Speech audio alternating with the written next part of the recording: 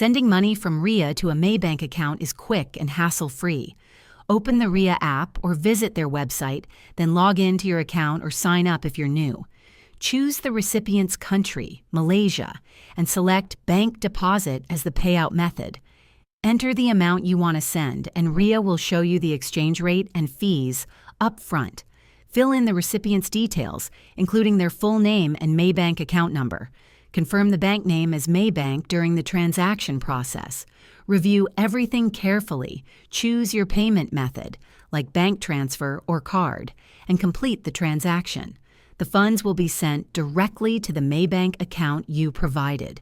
With Ria's secure platform and real-time tracking, you can monitor your transfer every step of the way. Thanks for watching.